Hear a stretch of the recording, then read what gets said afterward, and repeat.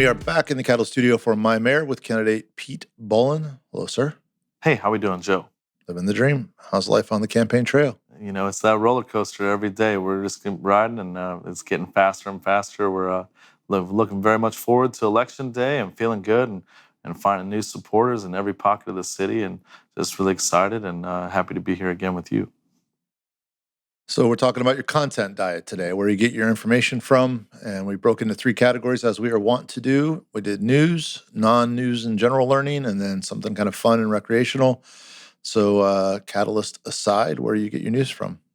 Well, I do digest the Catalyst pretty regularly because you guys just do such a great job covering St. Pete now, and kind of makes me feel remiss about my still number one source is the Tampa Bay Times. I read the Times voraciously. I do very much miss the St. Petersburg Times, though. I mean, it was such an important part of growing up and getting that daily paper, and I think they're only on 2 deliveries a week now. But I do follow that. I follow the Business Journal. I think that's important. And then I have kind of a cocktail of just a lot of different sources. I like to follow a lot of different pundits along, like just from all ends of the spectrum. I listen to Ben Shapiro and I listen to Bill Maher. I kind of like to hear and have a lot of different thoughts on it. And then I like to, if I'm driving around the car in that 9 to 11 hour or 9 to 12, I do really like the Michael Smirkanis show. That's on Sirius XM. So I'll catch that, and they have like the CBS News blitzes throughout that. So, and then if I'm ever home at 6:30 at night, I do kind of flip through the evening news. I like to see what kind of the country's watching for that stuff. And then Bay News 9 is all over it. So I'm just kind of following a lot of different things. I've always been that way. I'd never liked having that narrow media source. I think it's important to bring in different perspectives on things. But yeah, I would say I kind of focus hyper on local news. And then I do check things out. Like when it gets to be hot election season, national election, I go to Real Clear Politics. I like reading a lot of the columns from there and then looking at some of the graphs and whatnot. But yeah, as far as news goes, I mean, you guys are right there at the top of the list. I'm not going to deny that. And I'm thankful that there's people like you out there still covering local news, because it's a dying thing that's critically important to our culture. And it's something that I hope the next mayor addresses. And that would be definitely something I do when we win. And you talked about you trying to get multiple perspectives, and never being a single source sort of news person.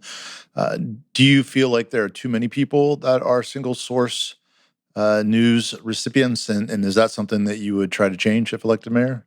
Yeah, I think people just get caught in their own bubble way too often. And, the algorithms from Palo Alto are designed to kind of keep you in that bubble. And you could tell when someone hasn't had anybody pierce the bubble. And I'm someone that likes to burst the bubble on people. Like, I'll have people criticize me about decisions I've made in the past, or my associations with Governor DeSantis. And it's like, well, hey, did you know Governor DeSantis did this? And I was meeting with NAACP representatives yesterday. They were like, "Hey, I saw this thing the governor did in March. That was really great." I'm like, "Hey, how about that?"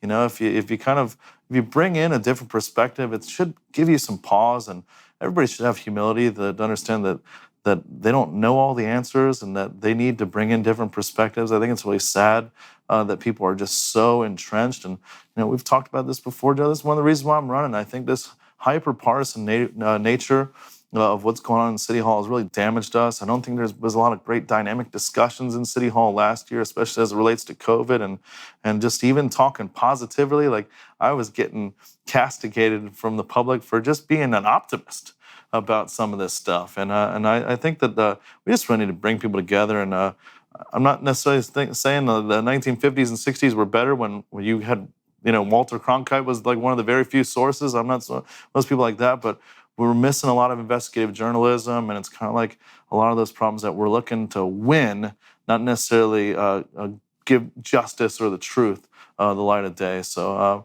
I think it is a real problem, and I would love to address that. And like, I would definitely welcome. And I got asked a great question yesterday, like, what type of cabinet would you bring along? And I just love the Abraham Lincoln and Barack Obama's team of rivals. Like, I would bring a great cross section of people, and I'm kind of in that kind of wilderness of the purple party a little bit of being a fiscal conservative and kind of a traditional family values guy, but also being socially liberal and wanting us to move forward in a lot of ways. And I'd like to bring a great dynamic team to City Hall, and we would get dynamic news sources, and we'd pass around a lot of information that would pierce people's bubbles for sure.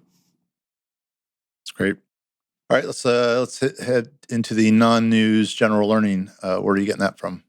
Well, I'm a big talk radio guy, and I love the long form interview. So I'd be remiss if I did not acknowledge. I think one of the great open minds in our culture today, Joe Rogan. I think just does such a fantastic job. He's kind of the all time podcaster, and then. I do like to catch some different periodicals. I obviously follow through my Facebook feed of a lot of the other different kind of pundits and whatnot. But I'm a big sports guy. When we're getting into it's getting to be football season, so I'd be tuning into a lot of that stuff here coming up soon. But I love listening to anything to do about local. I'll be all over with that stuff, and I just I don't have much time for a lot of that stuff anymore these days, and I'm obviously very interested in my business and my field. So I try to keep up with anything to do with hospitality, and like we're always sharing great podcasts back and forth, and whatnot. I do love a good long form interview where we really get a deep dive in thing. It's not just sound bites. Yeah, and Joe Rogan, some of this is are over 3 hours, so it's true to deep dive. Can you talk a little bit about what you like about him and his sort of thinking style or interviewing style that makes you want to sit through long deep dive conversations with him? What I like about it is that there's no topic that's off limits. That it's a full exhibition of free speech. That they actually have real those deep discussions, ask really difficult probing questions. He brings in controversial people that have controversial topics and that are against popular belief. Like there's a lot of conversations about some of the politics of transgender community, which I think is just very interesting. We talk about there's a lot of interesting stuff about COVID. They're not really, him being the fear factor guy. He doesn't really push a lot of the fear on that stuff. He's an optimist when it comes to that stuff, and it's just the and being someone who's interested in comedy and always been a fan of stand-up comedy. He brings a lot of great comedians on there. Like I was excited. Like my girl was just laughing how excited I was when he brought Dave Chappelle on for the first time for a long form interview. So I think it's just really important to let people air their differences of perspective. I think it's a really big thing, and it gets missed in this country a lot, especially when we're just paring things down into sound bites. And one of my complaints about some of these forums is we don't really get much beyond the stump speech and political rhetoric, and we don't really get into the weeds or let people have to defend some of their positions from time to time. So I like that whole aspect, and like Joe is someone who really pushes the envelope, and he's a newsmaker for better or for worse, and he makes people ruffle their feathers and brings in a lot of smart people that may not hit the New York Times bestseller list because they're not towing the line or living in that bubble. But I think it's an important thing, and people need to listen to other people. And I think just this idea of cancel culture that we've gone into in our country, where we just don't listen to anybody else, I think is a huge problem, and it kind of ruins things. Where we don't even air issues. Like we just oh, that's wrong, that you can't possibly be right. And I just think that's a terrible way to go about things, and that's just not someone who I am at all. All right, and our third area is the fun stuff, and I think probably Joe Rogan leaks into this category a little bit too. But where do you go just for pure recreation and sort of guilty pleasures? Pure recreation, guilty pleasure. I'm talking. I'm definitely a sports guy. Like we said, one of my favorites is Colin Cowherd is great, and I also love the guys 620. Retcher and Beckles. I know those guys really well. They've done a great job. Jay's taken over for Ron Diaz in recent times. So I just try to listen to a lot of local sports. Definitely, they get me all fired up during Buck season. It's the sports radio airwaves aren't as hot without Jameis Winston anymore. I mean, but it's kind of a boring being so dominant here in Tampa Bay. But it's that stuff's really exciting. So I'm definitely into the sports stuff, and I like getting into a lot of science stuff. We just enjoyed watching the Octopus Teacher. I don't know if you saw that. Just a great documentary and make you think twice. And we took octopus off the menu last year from the galley, so I'm off the hook there. But just one stuff like that. It's just thought provoking and kind of brings you kind of closer to spirituality. I love the Cosmos, the redo of this the Carl Sagan series that was done a few years back by Neil deGrasse Tyson. They just had a new sequel that came out to it. So I really enjoy stuff like that, and I'm really into the documentaries and getting it really peeling back some of those issues on stuff. And that's kind of where I'm at. If we're not watching a game, I mean, we've been watching the Olympics nonstop at our house. It's on in the morning, noon, and night, and obviously we're following local news. But if we're not watching a game or catching up, we're trying to learn something for sure in my house, and that's one of the great things I have in common with my lady. We really want to have those thought provoking things that make you kind of think twice and double check some of your feelings on things. And you might have been eating octopus a whole lot recently, and now you might think twice about it when you watch a thing like The Octopus Teacher. Sure. And given everything that you've said, if elected mayor, does a long form podcast, is that something that might be on the menu for you?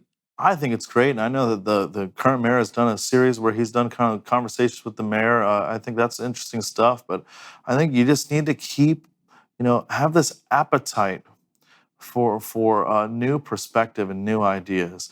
And I always love that saying, like, if you think you're the smartest person in the room, you need to find a bigger room, or a new room. And I've never been one of those guys. I think always one of my strengths has been knowing what I don't know, and kind of being open-minded, and being a good listener to stuff. Like, I've learned so much from the voters in this campaign trail, and learned so much from my team and my staff over the years about how to deal with certain problems. And that's kind of what I would want to bring to the table here. Just an open mind, and you got to have a core belief, right? You got to have core values that you follow and you adhere to. But that would be a really big thing for me, is just to have an open mind, and use your moral compass to guide you. But don't be afraid of getting knocked off your position from time to time. I've been humbled over the years by taking. I'm someone who's not afraid to take strong positions, but you'll get humbled by new information if you dig your heels in from time to time. And I just don't think that's leadership at all. And I would want to lead by having an open mind. Smart. Candidate Pete Boland, thanks for joining us on My Mayor, and we'll see you again in a couple weeks. Yeah, I look forward to being here. And I love the proximity. You guys are just a block away from me, so Yeah. it's really easy to get here. Hop, skip, and a jump.